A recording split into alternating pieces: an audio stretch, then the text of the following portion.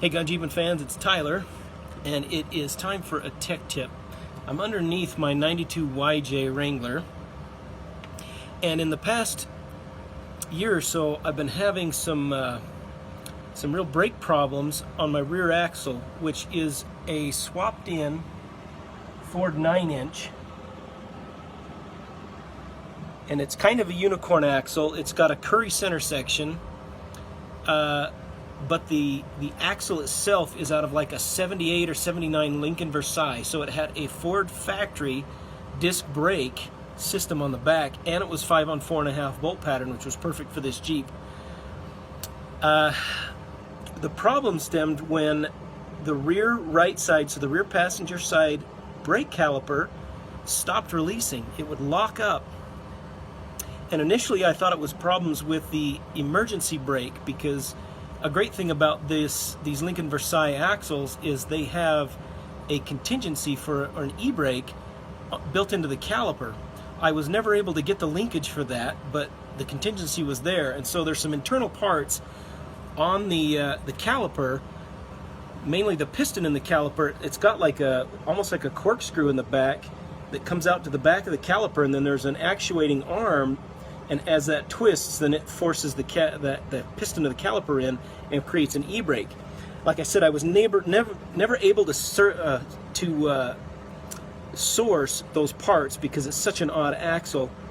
And back 5 years ago, I was going on a professional trail ride with some folks, and part of the tech inspection was that you had to have an e-brake, some kind of a contingency for an e-brake. I was kind of screwed because I hadn't had an e-brake in 15 years. They did say, however, that you could use a line lock. So I installed a line lock. That worked up until about a year ago. I started having trouble with the rear brakes.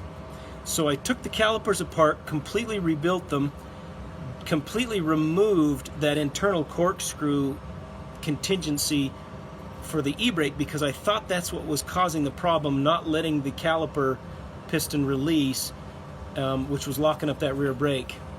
What I discovered today, after the brake absolutely locked up, and I had to come home 100 feet at a time, then get out and squirt the axle with the hub with water to keep it from burning up so it wouldn't burn the bearings and the seals up.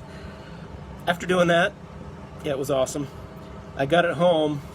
What I realized was this line lock, you're supposed to be able to push the brake, then you reach down and you push this down. When you release the brake, this stays locked, and that keeps your calipers locked, keeps pressure on the line. This line lock was not releasing. You're supposed to be able to just push on the brake. This is supposed to just pop back up and release the pressure. This was not releasing, and no matter how I yanked and ganked and jerked and whacked on this thing, it wouldn't release. So I have just taken this completely out of the system. So the tech tip is, if you're installing one of these line locks, understand that they may cause you trouble down the road. And so if you start to have weird issues with your rear brakes, especially if you've got a disc brake conversion like I do, check your line lock. So what I've decided to do is just completely get rid of that. I ran without an e-brake for 15, 20 years. I'm not telling you, check the laws of your state, but I'm just getting rid of this altogether. I don't have an e-brake. And then you can see where I had to customize my brake lines, so the line lock was going up through the floor pan right here. What I did was just installed a collar, completely took it out of the system. Hi, dog.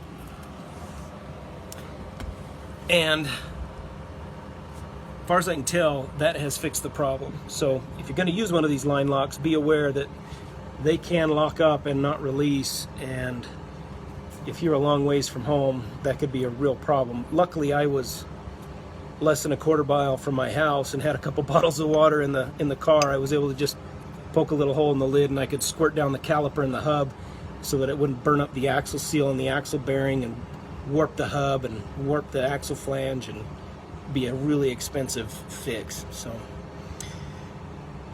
these serve a purpose, but buyer beware. They might cause you problems down the road. All right, that's your tech tip for this week. See you next week.